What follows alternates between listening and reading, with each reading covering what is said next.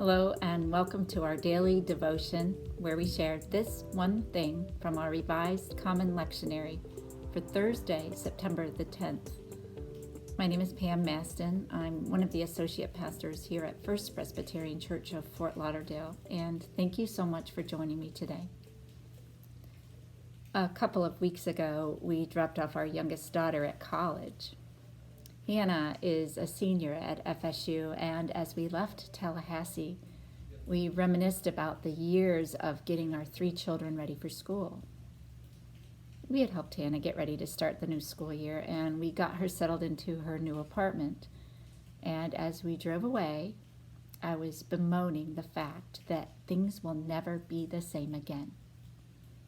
After all, she's a senior in college, and she's our baby. I know, it was very dramatic, but tears were shed, and then we went to lunch. Now, it was an emotional time. We knew it was coming, but one reason it was hard is that we realized that we can't go back. Whatever parenting we had done for the past 20 years is over.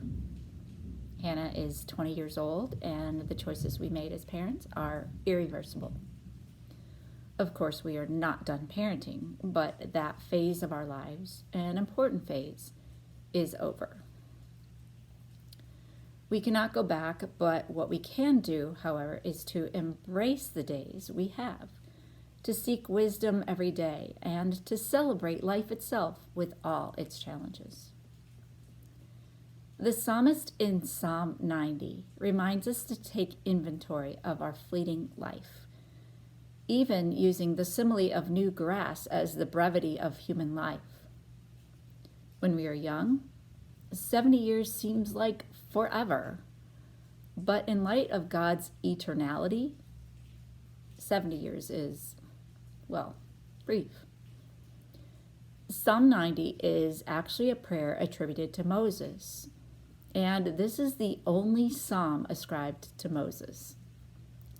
Here we find a contrast between God's eternal nature and human mortality. It presents a very moving prayer of Moses for God's blessings on the members of a generation doomed to wander in the wilderness, as well as their children. The witness of Moses in this psalm helps us to understand the fleetingness of life. Someone who wasn't able to fulfill the work he wanted to do. His lifelong dream was to enter the promised land, but of course he didn't. Psalm 90 is a reminder that there are limits to our lives. This one thing for today is a prayer about dependence upon God. It's a short prayer. God, teach us to live day by day. Or in verse 12, teach us to count our days that we may gain a wise heart. Rather than bemoan our limitations as humans, we can view these situations as an opportunity to depend on God. The psalmist here encourages us to gain a wise heart, to trust God in all of God's ways, and to recognize the life cycles that God's creation play out all around us, in nature and in our lives. Not in Florida, but where I grew up in upstate New York, we would see signs of the life cycle of trees in September. The beautiful gold, orange, and red vibrant colors. So beautiful. In verse 2, Moses affirmed the eternal existence of God. From everlasting to everlasting, you are God. And God is not bound by time, as we are. Psalm 90 reminds us that not only life is fleeting, but hearts that flee to God will gain a heart of wisdom. Teach us, O God, to live day by day, that we may gain a wise heart. And God is our eternal dwelling place for forgiveness and for blessing. Friends, life is fragile and life is fleeting.